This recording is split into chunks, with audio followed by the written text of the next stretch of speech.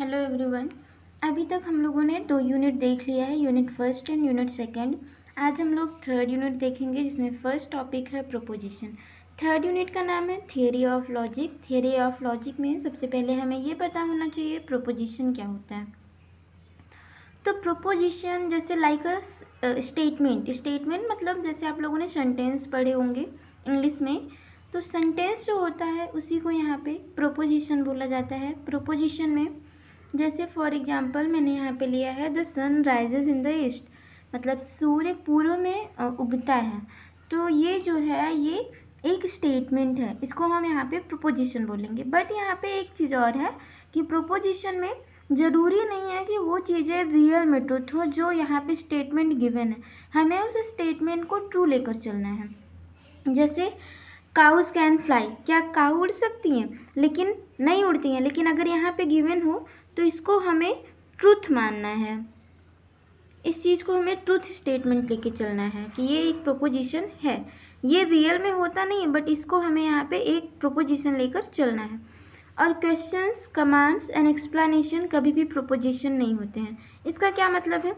For example कोई question, how are you, how are you, तो ये एक क्वेश्चन हुआ क्योंकि इसमें हाउ लगा है। तो इस टाइप के स्टेटमेंट को हम कभी प्रोपोजिशन इंक्लूड नहीं करेंगे इस टॉपिक में, यानी थियरी ऑफ लॉजिक में।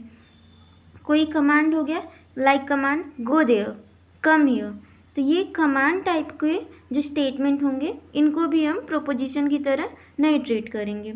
An explanation like any explanation about anything, तो वो भी कोई प्रोपोजिशन नहीं होगा। नेक्स्ट टॉपिक है कंपाउंड प्रोपोजिशन। कंपाउंड प्रोपोजिशन क्या होता है? कंपाउंड मतलब आप लोग पहले ही इंग्लिश में पढ़ चुके हैं कि कंपाउंड मतलब क्या होता है।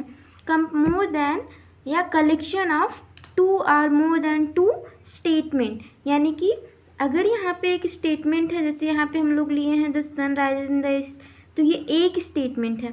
कंपाउंड मतलब more than 1 statement. For example he came before, he, वह आया पहले, वह पहले आया, किसके पहले आया? The patient is died.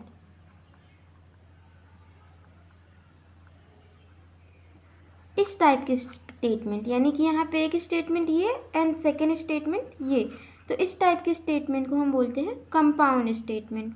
इसमें सबसे पहले हम देखेंगे, सबसे पहले इम्पॉर्टेंट टॉपिक्स जो हैं connectives. What is connectives? Connectives, तो कनेक्टिव्स क्या होते हैं? The word and symbol use to form compound proposition are called connectives, यानी कि कंपाउंड प्रोपोजिशन को फॉर्म क्रिएट करने के लिए जो सिंबल यूज होते हैं उन्हीं को हम बोलते हैं कनेक्टिव।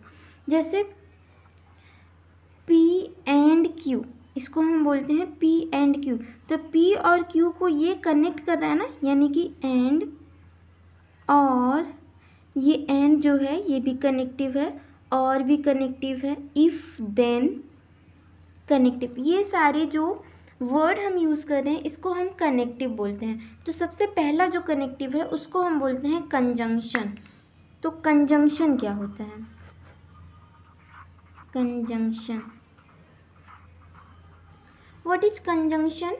कंजंक्शन में अगर हम 2 स्टेटमेंट, यानी कि यहाँ पे जैसे ये हम ही के, तो इस स्टेटमेंट को हम यहाँ एक वेरिएबल मान के चलेंगे। मान लो इसको P मान लिया, इसको Q मान लिया, तो ऐसे लेकर हम इसको चलेंगे। और यहाँ पे मान लो अगर 2 स्टेटमेंट P एंड Q हैं, तो conjunction of P and Q, मतलब conjunction of P and Q is the compound statement, यानी P और Q का कंजंक्शन एक कंपाउंड स्टेटमेंट है। तो इसको हम डिनोट करेंगे P एंड Q, ये एक कंपाउंड स्टेटमेंट है, इसमें P और Q दोनों हैं। फॉर एग्जाम्पल P एक स्टेटमेंट है, it is cold, it is cold, and Q एक स्टेटमेंट है, it is rainy, it is rainy. Then what will be P and Q?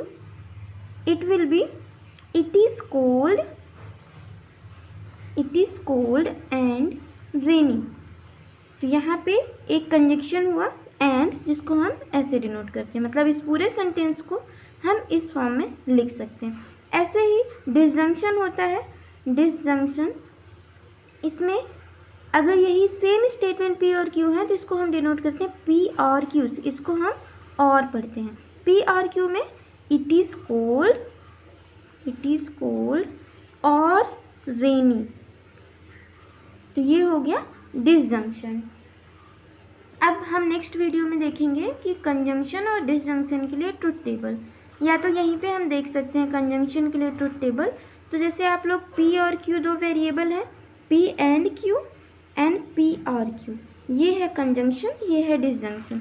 तो पी एंड क्यू दो variable के 4 combination, 1 1 0 1 1 0 and 0 0, या फिर 1 को हम लेते हैं ट्रू, 0 को लेते हैं फॉल्स, तो ये हो गया true true true, false false, true and false false. आप लोग लॉजिकल गेट में, डिजिटल लॉजिक में पढ़े होंगे, जब भी एंड होता है तो एंड वाला स्टेटमेंट तभी ट्रू होता है जब दोनों ट्रू, तो मतलब ये तभी ट्रू होगा और अदरवाइज फॉल्स। और वाला स्टेटमेंट तब फॉल्स होगा जब दोनों फॉल्स, अदरवाइज ये ट्रू, तो ट्रू ट्रू ट्रू एंड ये फॉल्स। आज के लिए इतना ही, आगे हम लोग देखेंगे नेक्स्ट वीडियो में डिसजंक्शन, कंजंक्शन, इन दोनों का यूज़ करने के बाद कंडीशनल एंड बाई कंडीशनल। तो इसका ये हो गया ट्रुथ टेबल। Thank you.